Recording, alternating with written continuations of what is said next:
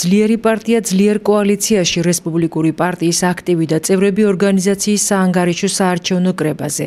რა იყო წლის განმავლობაში გაწეულ მუშაობაში მთავარი. ამ კითხვაზე კომენტარი პარტიის მოქმედმა თავმჯდომარე მირიამ ბერუაშვილმა თანამოაზრეებთან ანგარიშის წარდგენამდე გააკეთა. ძირითად დეტალები, რომელიც იქნება ჩემს საანგარიშო მოხსენებაში, ეს იქნება 2013 წლის საპრეზიდენტო არჩევნებთან დაკავშირებული პარტიის მუშაობა. რადგან პარტიამ 2013 წლის საპრეზიდენტო არჩევნებში მიიღო მონაწილეობა კოალიციურ რეჟიმში და ჩვენ 6 პარტიასთან ერთად ჩავატარეთ ეს საპრეზიდენტო არჩევნების წინასაარჩევნო კამპანია და ამ რეჟიმში მუშაობის მხრივ იქნება ჩემი ინფორმაცია თუ რამდენად ვიმუშავეთ, როგორი იყო ჩვენი პოზიციები, როგორი იყო შედეგები და რამდენად კმაყოფილი ვართ ამ შედეგებით. ეს იქნება ჩემი ძირითადი ინფორმაცია დღევანდელ საანგარიშო მოხსენებაში. მაღალი დემოკრატიის ატმოსფეროში ჩატარებული წლის მთავარი შეხვედრა, რომელიც პარტიის მომავალი განვითარების საფუძველს ქმნის. ადგილობრივ ორგანიზაციაში ამ ტიპის შეფასებები კოალიციასა და ქართულ პოლიტიკაში რესპუბლიკური პარტიის მნიშვნელობიდან გამომდინარე გაკეთდა. როგორც ეს კრებები ტარდება საკმაოდ მაღალი დემოკრატიის ატმოსფეროში, პარტიაში შიდა დემოკრატია დიდი ხანია დამკვიდრებულია და მე იმას მოველი, რომ კიდევ ერთი ამის დადასტურება იქნება, რაც შეეხება მიმდინარე პრობლემები, რომელიც ბევრია. რა თქმა უნდა, თვითონ პარტიასთან მიმართებაში, ასევე ჩვენ ქვეყნის პოლიტიკასთან მიმართებაში, თვითმმართველობასთან მიმართებაში ბუნებრივია მოველი, რომ ჩვენი პარტია მიიღებს ისევე აქტიურ მონაწილეობას მიმდინარე პროცესებში და თავის სათქმულს იტყვის ისე როგორც ყოველთვის ამბობდა. ზესტაფონელი რესპუბლიკელების საანგარიშო საარჩევნო კრებას პარტიის ლიდერი ხათუნა სამნიძე ამ სტატუსით პირველად სტუმრობდა. ეს არ არის წინასაარჩევნო პერიოდთან დაკავშირებული შეხვედრა.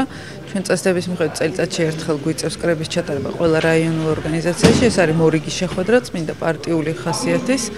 პარტიის წევრები იკრიბებიან ყველა ორგანიზაციის წელიწადში ერთხელ და გვაქვს არჩევნები ახალი კომიტეტის, ახალი თავმჯდომარის და ახალი სარევიზიო კომისიის. ეს არის მმართველი ორგანო რაიონული თვალსაზრისით რაიონულ დონეზე და თავმჯდომარის შესაბამისად არის რაიონული ორგანიზაციის ხელმძღვანელი. სწორედ ასეთ შეხვედრა დღეს აქ ზესტაფონში. ჩვენ ამ ტიპის შეხვედრებს ვიყენებთ ასევე იმ თვალსაზრისით, რომ გვაქვს პირდაპირ კონტაქტი პარტიის წევრებთან, შესაძლებლობაა რომ პარტიის ხელმძღვანელობა, ცენტრალური ოფისის წარმომადგენლები შეხვდნენ პარტიის წევრებს უშუალოდ, გაიგონ რა სიტუაცია ადგილზე. მიმდინარე პოლიტიკური ვითარება როგორია და ასევე ვაწვდით ინფორმაციას ჩვენი მხრიდან. რა ინფორმაციაც გვაქვს უშუალო კონტაქტი, რა მოლოდანი აქვს თვითონ პარტიის წევრებს ადგილზე, რა სჭირდება ცენტრალური ოფისიდან. ეს არის უფრო საშუალება მისთვის, რომ გავცვალოთ მოსაზრებები, დისკუსიაში შევიდეთ ერთმანეთთან, კითხვებიც დავსვათ და ყველა იმ ორგანიზაციაში, სადაც მე ჩავდივარ და ვატარებ შესაბამის კრებებს, 2 საათი თითქმის მე აქვს ამ დისკუსიას და კითხვა-პასუხის რეჟიმს. ადგილობრივი ორგანიზაციის ხელმძღვანელის ანგარიშისა და შიდაპარტიული საკითხების განხილვის შემდეგ მოგვიანებით კრების მონაწილეები საარჩევნო რეჟიმზე გადავიდნენ.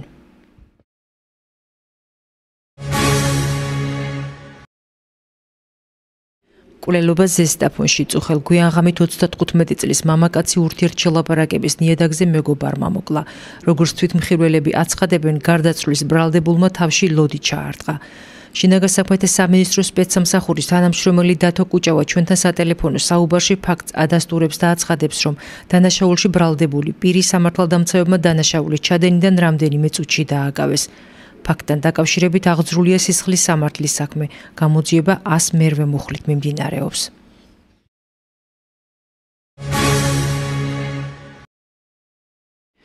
სოციალური პროექტი სათნოების სახლში. სოკარ ჯორჯიაგაზი კათარზისის ოფისის რეაბილიტაციას იწყებს. კეთილმოწყობის პროცესი შენობის თანამედროვე სტანდარტებით აღჭურვას ითვალისწინებს. დაგეგმილია სანტექნიკის და გათბობის სისტემების დამონტაჟებაც.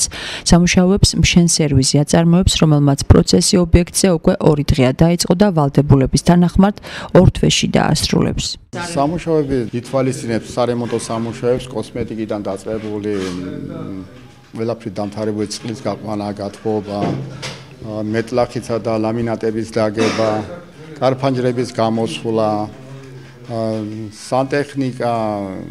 ეს არის 2 თვის პროცესია და ვეცდებით რომ ვადაში ჩავედიოთ და თან ხარისხითა და ყველაფრით იყოს დამაკმაყოფილებელი, რასაც ითვალისწინებს კანონი და წესით.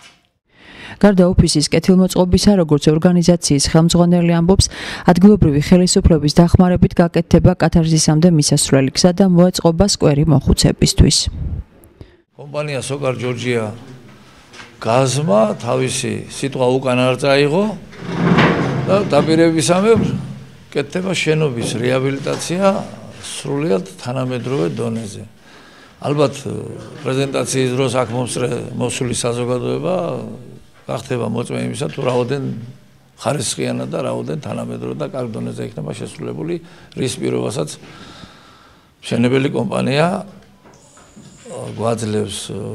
მინდა დიდი მადლობა გადავუხადო სოკარ ჯორჯია გაზის გენერალურ დირექტორს ბატონ ანარ მამადოვს, რომელიც ამჟამად საბერძნეთში აგრძელებს მუშაობას და მის ადგილზე ეხლა სხვა პიროვნება, რომელიც ასევე აქტიურად გვეხმარება ამ დაწყებული პროექტის განხორციელებაში. მინდა განსაკუთრებული მადლობა უთხრა იმერეთ გაზის დირექტორს ბატონ დათო ჯაიანს, რომელიც უშუალო დამსახურებით კეთდება ეს ყველაფერი და უშუალო ჩარევით ის ძალას და ენერგიას არის ზოგავს იმისთვის, რომ კათარზის სადღაც შემჭიდროებულ ვადებში, მაგრამ ხარისხიანად ეს შენობა ჩადგეს ამ ხალხის სამსახურში. მადლობა მინდა ადგილობრივ გამგეობას, არიელ თუთარაშვილის ინფრასტრუქტურის ხელმძღვანელობას, რომლებიც გვირდებიან, რომ მიმდებარე ტერიტორიას მოგვიასფალტებენ, იქ ვაპირებთ სკვერის მოწყობა ჩვენი მოხუცებისთვის და რა ვიცი, ალბათ მობრძანებული საზოგადოება მაყოფილი დარჩება და უპირველესად გაიხარებს ის ჩვენი ბენეფიციარები, რომლებიც ყოველდღიურად რომ მოდიან, უხარიათ ესეთი წინსვლა ჩვენი. ძალიან გახარებულები ვართ, რომ ახალ ბინაში შევალთ. ასევე მადლობას ვუხდი სოკარს, ვინც ჩვენ გვაფინანსებს და დიდი მოხარული და დიდი მადლობელი ვარ ძალიან ამ ხალხის. სოკარ ჯორჯია გაზი უკვე მესამე წელია კათარზისის 100 მეტი უმწეო მოხუცის ყოველდღიურ გამოკვებასა და სამედიცინო მომსახურებაზე ზრუნავს.